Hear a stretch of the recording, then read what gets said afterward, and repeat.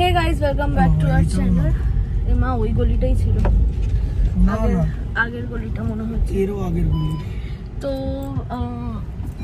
এখন সকালবেলা আমাদের ব্রেকফাস্ট ডান, আর আমরা একটু বেরিয়েছি অ্যাজ ইউজুয়াল, তোমরা দেখতে পাচ্ছ। আর বেরিয়েছি বলতে এই রিসেন্ট ডেজে কাজবাজগুলো এত বেশি পড়ে গেছে যে বেরাতে হচ্ছে সত্যিকারের। মানে আমরা এতটাই সবকিছু মানে শুধু বেবি নিয়ে না, অনেক কিছু, আরো অনেক টেনশন আছে। মানে এগুলো বলে কি ব্লগটা আরো কি বলে নেগেটিভিটি বাড়ানো, বাট এখন লাইফটাই খুব নেগেটিভিটি ভরে আছে, বুঝতেই পারছি। আর অনেক চাপে আছি আমরা, প্রচন্ড স্ট্রেসফুল আমাদের প্রত্যেক দিন যাচ্ছে। তো মানে আমি যতটা চাই ওর থেকে দূরে রাখার চেষ্টা করি, বাট বিষয়টা ফ্যামিলির মধ্যে আসলে করার নেই, সবাই হবে চলেই আসে, শুনতে পায়, ওরও বাজে লাগেই। বাট অনেকটাই স্ট্রেসফুল লাইফ চলছে এখন, একদমই ভালো চলছে না। তাও চেষ্টা করছি কোপ আপ করার। তো চলো, এখন নিয়ে এসছি একটু রেজিস্ট্রির কপিটা নিতে, আমরা নিতেই ভুলে গেছিলাম। তুই যাবি? তো রেজিস্ট্রি কপিটা নিয়ে আমরা যাব আমাদের বাড়িতে। তো কাজের ব্যাপারে ও যাবে আর কি বাবার সাথে, বা আমাদের বাড়িতে যাব এরপরে। এটা নিয়ে তারপরে আরেকটা আমাদের কাজ আছে ওইদিকে, আমার বাড়ির ওদিকে, ওর জন্যই যাচ্ছি আরো। তো এখন সত্যি খুবই স্ট্রেসফুল যাচ্ছে এই দিনগুলো, মানে তোমাদের বলে বোঝানো যাবে না। হয়তো কোনো একদিন বসে বলবো, বাট তোমরা একটু আমাদের সাপোর্ট করো, সাপোর্ট অ্যাজ ইন একটু কোঅপারেট করো। ভিডিও টাইমিংটা নিয়ে একটু সমস্যা হচ্ছে, হয়তো এক দুদিন হয়তো মিস হয়ে যাচ্ছে, বাট কি করব, মানে লাইফে এত স্ট্রেস একসাথে, আর তার সাথে সাথে মানে ম্যানেজ করে উঠতে পারছি না যে ভিডিও করতে হবে, ভিডিও এডিট করতে হবে। আর আমার শরীরটা এখন আস্তে আস্তে সত্যিই সেরকম নেই, মানে আগে যেরকম আমি এনার্জেটিক থাকতাম, স্টিল এখন সেটা অনেকটা দেবে গেছে। মানে অনেক মানে যা যা প্রবলেমস হয় আর কি, যারা প্রেগনেন্ট আছো তারা তো জানোই, আবার যার ছিলে আর কি। তো যারা হবে তারা এক্সপিরিয়েন্স গ্যাদার করতে পারো যে সত্যি সবাই ঠিকই বলে ফার্স্ট ট্রাইমেস্টারটা আর লাস্ট ট্রাইমেস্টারটা একটু কষ্টের হয়। যদিও বা আমার ফার্স্ট ট্রাইমেস্টারে সেরকম কোনো কষ্ট আমি বুঝতে পারিনি, বমিও হয়নি, বাট হ্যাঁ এই ঘুম পাওয়া তারপরে এইসবগুলো ছিল যেগুলো তোমাদের সাথে শেয়ার করেছি। বাট লাস্ট ট্রাইমেস্টারটা সত্যিই কষ্টের হয়, মানে সবাই যেটা বলে আর কি, লাস্টের দিকটা কষ্ট হয়। তো সত্যিই এটা আমিও বুঝতে পারছি। তো সেটা প্রবলেম কিছু না, কোনো অসুবিধা নেই, সবাই মিলে সাথ দিলে এইসব দিন ইজিলি কেটেও যায়। তো যাই হোক, তোমরা একটুখানি অ্যাডজাস্ট করে নিও আমাদের ভিডিও টাইমিং, আর যদি কোনো দিন মিস হচ্ছে তো আশা করছি আস্তে আস্তে ব্যাক টু ট্র্যাক হয়ে যাব, বাট একটু টাইম লাগবে কদিন। তো এটাই বলার ছিল। আপাতত ও গেছে অফিসে, ওই জাস্ট সার্টিফিকেটটা নিয়ে আসবে, নিয়ে আমরা যাব তাড়াতাড়ি, আবার একটু তাড়াও আছে, বাড়িতে যেতে হবে। ও চলে যাচ্ছে উপরে, আর আমি বাবার সাথে যাব কাজে। তো বাবা নিচে নামলে তারপর বেরাবো। বাবার একটা কাজ আছে আজকে, সেই জন্যই আসা। তারপর এখান থেকে মানে বাবার কাজটা হয়ে গেলে বাড়ি এখানে এসে ওকে আবার পিক আপ করবো, করে যাব হচ্ছে আধার কার্ড অফিস।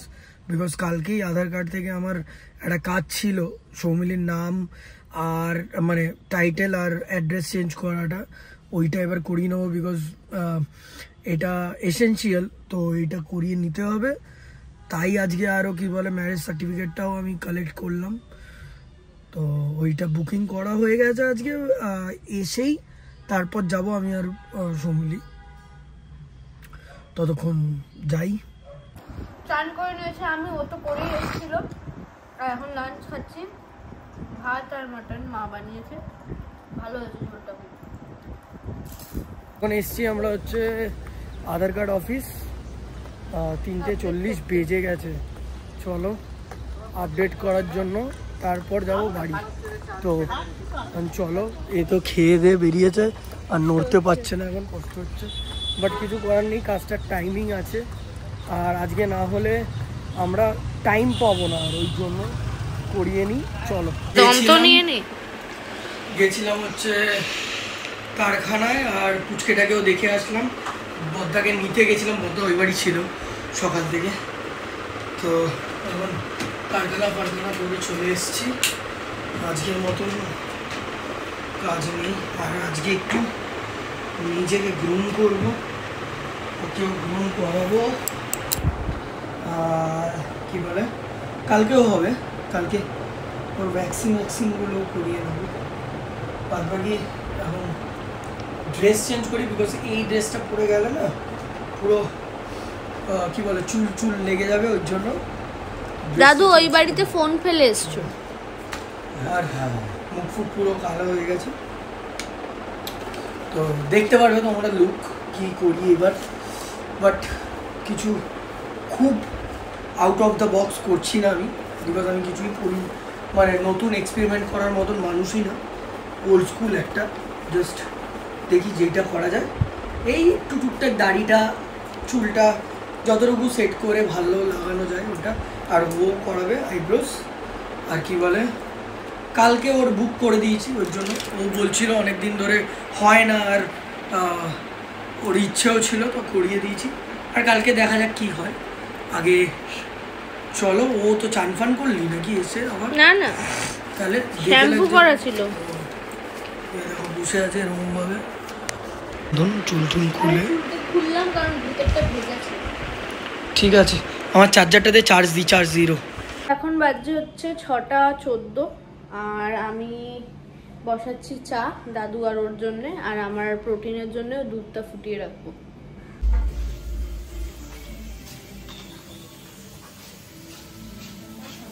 তো এই মাত্র আমি ফিরলাম হেয়ার কাট আর বিয়ার্ড করিয়ে।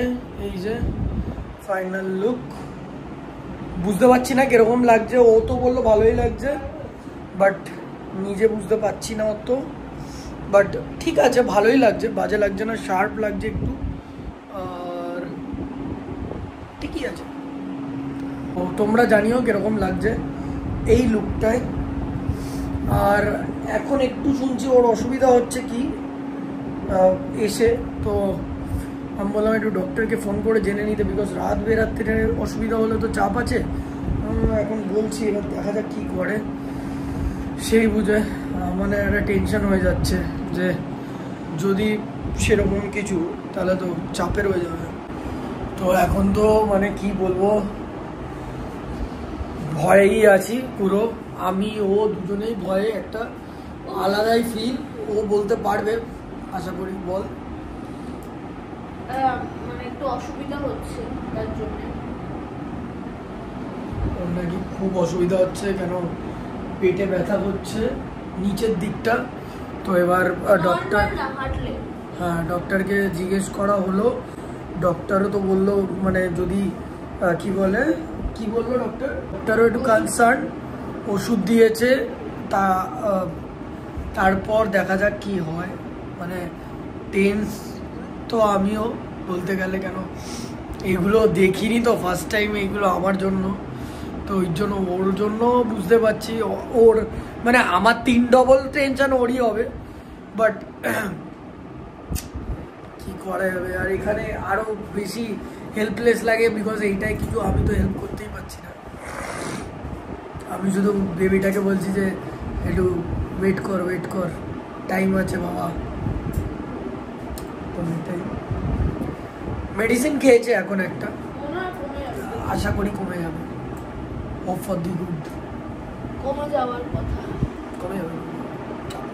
ও এতক্ষণ তো খুব ব্যথা হচ্ছিল, তারপর আবার হঠাৎ উঠে ব্যথা হচ্ছিল না, হালকা।